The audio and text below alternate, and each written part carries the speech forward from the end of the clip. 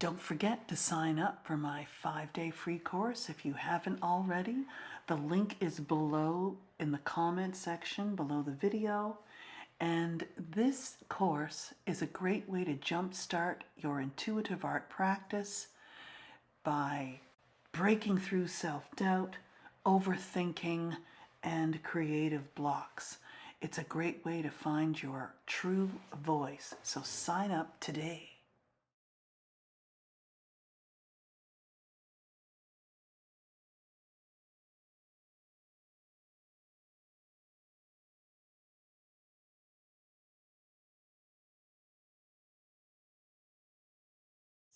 The only intention I want today is to explore dark, bright colors in a dark background, and then layering with very transparent papers.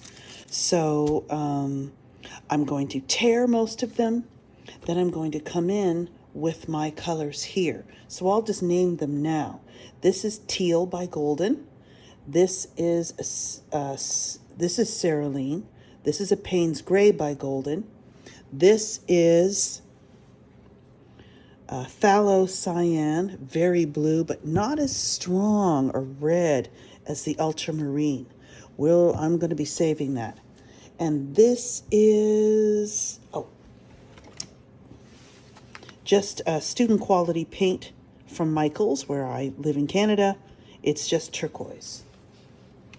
Then the warm tones, and of course these are much more, it's still, I wouldn't say it's a complex, but it's definitely more than my usual palette. So we could divide it up into warm and cool. Cadmium orange hue, and that was the colors that I used in that video that I'm leaving the card for. Yellow oxide, and this one, here's the yellow oxide. Liquitex Basics, and this is cadmium yellow deep hue. So it's a very rich yellow. It's beautiful in small amounts, but we'll see as I get used to the color. So I'm going to start. I will just come in and explain what I'm thinking once in a while so I can speed up the video. And the first thing I'm going to do here is remember to put out some white. And this is the Liquitex Fluid.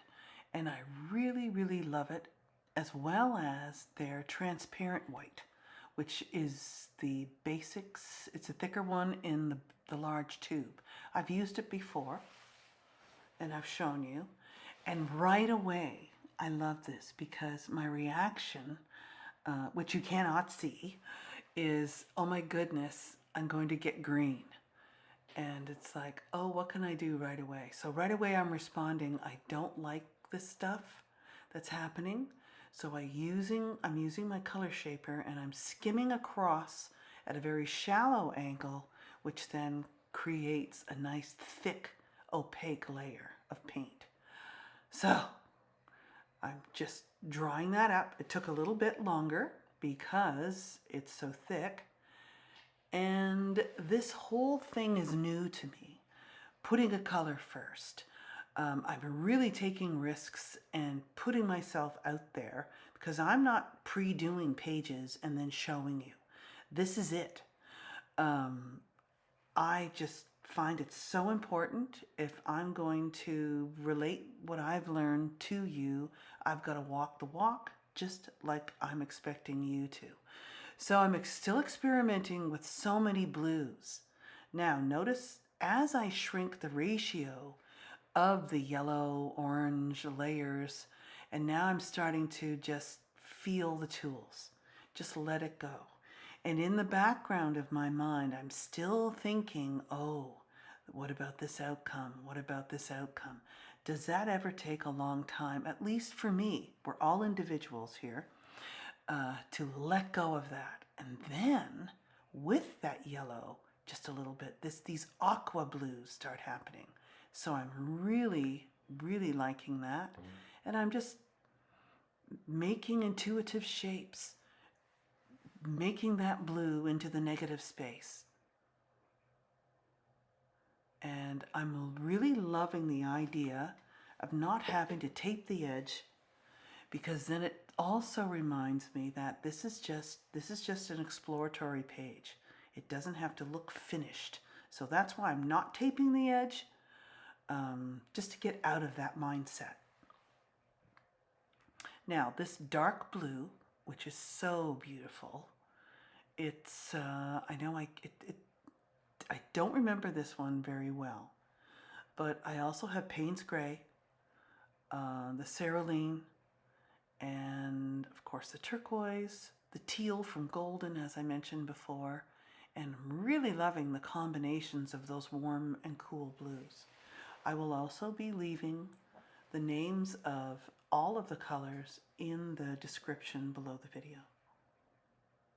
So I'm lifting, just getting that excess off because it takes so long to dry.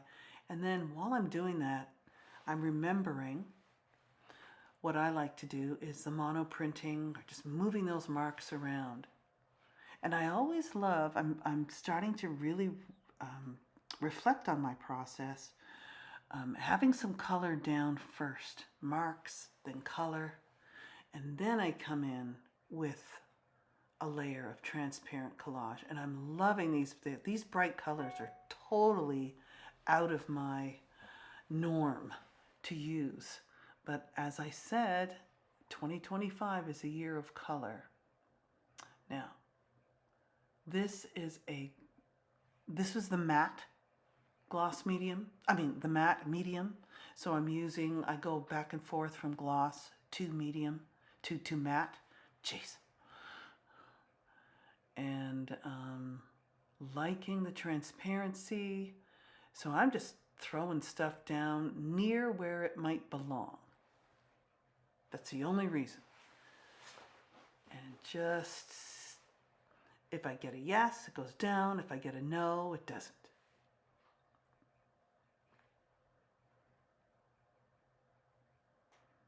This collage piece was tricky, okay, I guess not. I don't know if I end up, no, I changed my mind. So this is just a solid piece. And I'm really loving it's almost like a mustardy color.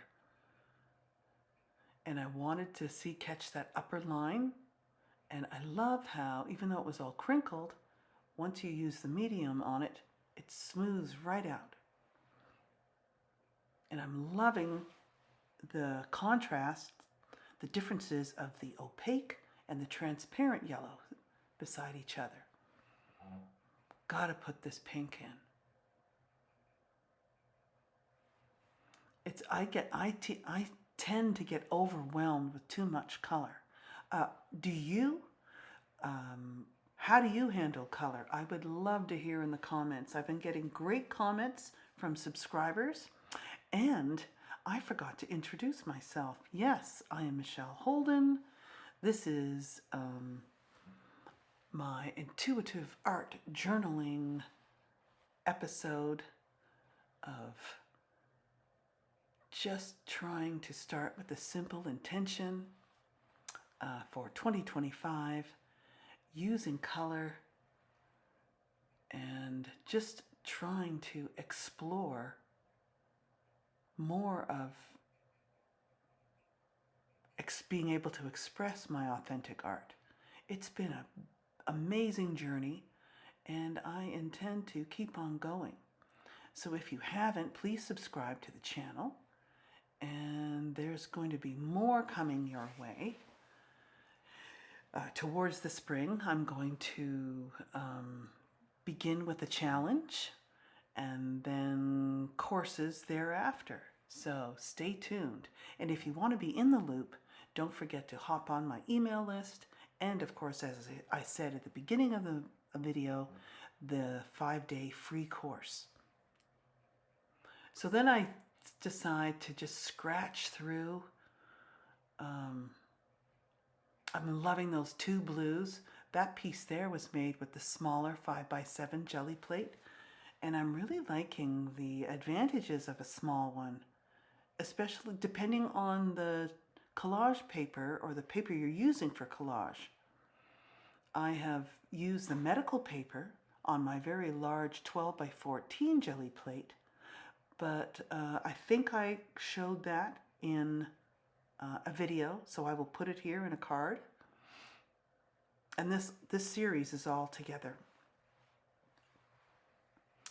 So now I'm just playing with putting in some shapes and overlapping. This is an element, or I don't know if it's an element or a principle. Probably it's a principle of art that I've not explored enough. And it's great to know, because this is where you can start your paintings, just with colors, a simple palette, and then use different sizes, shapes, edges, and just overlap until something just happens, or until you get enough layers down. This orange I decided to tear in long horizontal shapes. I love the torn edges. And just to go across, just so it could push back particular layers, especially with the pink. And mixing the pink and the orange together. But I don't want to cover too much of that because it's, oh, I just love it. So now it's making, to me, it's making more sense as to mixing lighter, very bright colors with a dark background. And I wasn't sure how that would turn out when I put my, it was more of a medium, like a teal, or that turquoise first. So I've never started with a whole color first on a page. So I tend to do, I want to do that as well. So this shape is just happening, and I'm loving that. And I'm realizing as well, upon doing more reflection, that I really enjoy rectilinear shapes. And mixed with pattern, line, and a few other shapes just to contrast. Ooh, I love that yellow there. I should have put it there above the blue. I know I want it in there. I'm just not sure where it goes. I'm not getting a solid yes yet.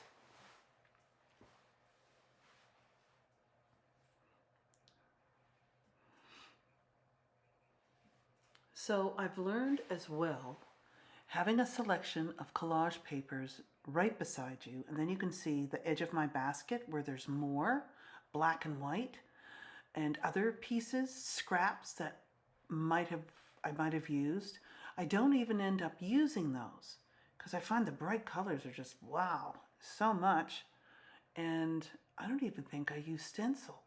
It was just, everything was so there in those collage pieces.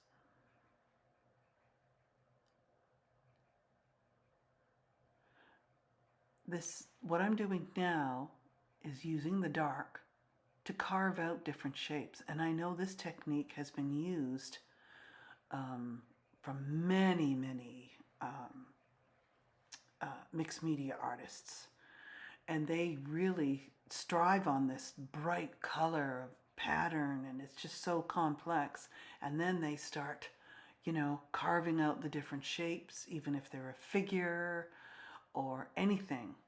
And I'm sort of aware of that, but I don't like the idea of copying another person's technique until I can use part of it or some part of it my own. So, loving my circles. They had to come in, and using that transparent piece of deli wrap, it's going to melt away, not totally, but quite a bit, so you can see the colors or the layers underneath. And I have my page right in front of me as I'm narrating this video, So stay to the end because I'm going to put gold tissue paper in, which I absolutely love when I'm using orange. And you saw at the beginning. And so I hope you're enjoying using some bright colors. I don't know if any of you collage along with the video or you watch the video first. And if what I'm doing is helpful, please leave some comments below the video. I answer all of them. So as you can see, it didn't need any stencil. So it was already complex enough. Oh, I think I did. Oh, I see. Yes. I tried the dots, but I think the sponge had just a little too much dried paint on it. And I found I really had to push down. I got a nice little mark, but it wasn't really much. So they were there, but it was so very subtle. But you know, looking at it now, if I stuck with it and went more, that would have been nice. But then I bring out this other one that I love. This is a Stencil Girl stencil, so I think it's under Organic Shapes. I forget whose it is. I don't go by name when I'm purchasing. I go by shapes that I'm looking for. Wonderful products. I think I have quite a few Stencil Girl stencils. I'm not an affiliate. So then I thought, okay, let's just go to the left a bit more. And that just brings a more horizontal direction. It sort of brings it together. Okay, so that had more pattern, which then didn't go with what was there. It was too busy. So then I decide, oh, there's that gold. And just one more layer. So I thought, okay, I'll cut different widths and then make these miniature rectangles in different sizes and come across the other way from right to left.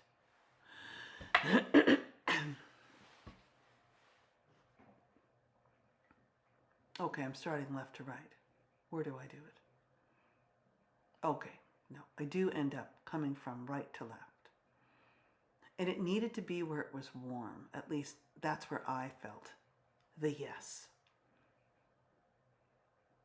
Loving how these layers build upon each other.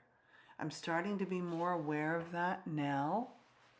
And so that I can learn from myself. I've been lessening more and more, looking at other artists' work for this reason. I love the inspiration and getting new ideas of how to maybe sequence your layers or other materials, just pushing my boundaries more. And so that can be a slippery slope. And I want to create from the inside out, not from the outside in, if you know what I mean. So I'm loving that reflection, the metallic. And I know I just need... So that piece ended up going in, but very small. I know it's going in there, but I'm just considering the ratio, the size. And there's a... Oh yes. So, I know I want just part of a circle. See, now it looks like an eye frowning. So that didn't work. Too bright, the contrast was too high. So I needed more of a blue. The blue-green that's in that area.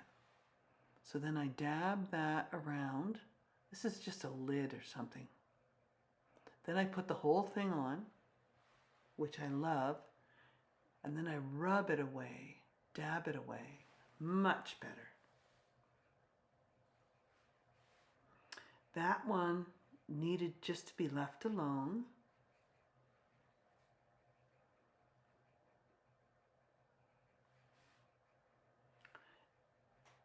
too much on the one side. And as you can see, they interfere with each other.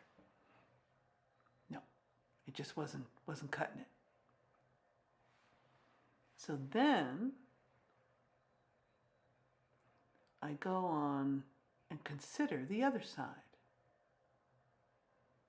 which is a nice balance, but then I need some spontaneous paint in a swoosh going across.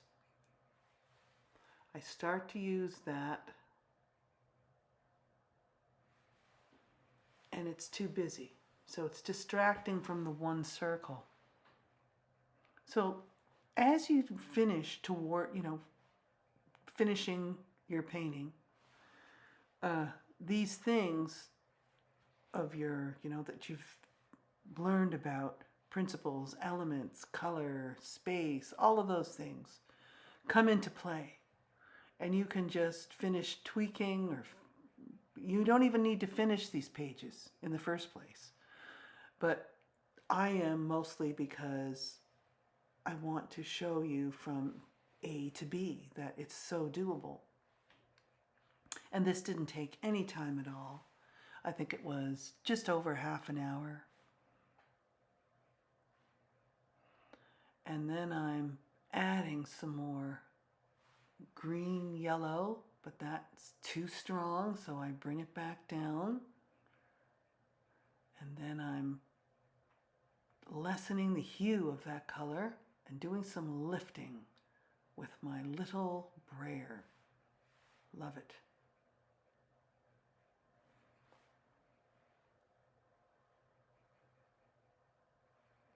So I love these crayons. I'm finding though, since they're very hard wax, they don't work so well over paint, but they're a great starter under paint. Especially, of course, the white. If you caught that little just over a minute video that I've been showing. And then, of course, my gold pen. I always know I'm at the end when it's ready for pen and line. So I hope you enjoyed this. I certainly did, especially after coming and letting it rest and seeing it later on, that it really, there was a lot of things that I learned about the layering process and using bright colors with a dark. So yes, finishing up with just a little spatter just on the top, and we are good to go. So don't forget to check out my other videos, my 5-day course, and I hope you found this particular one helpful. See you in the next one.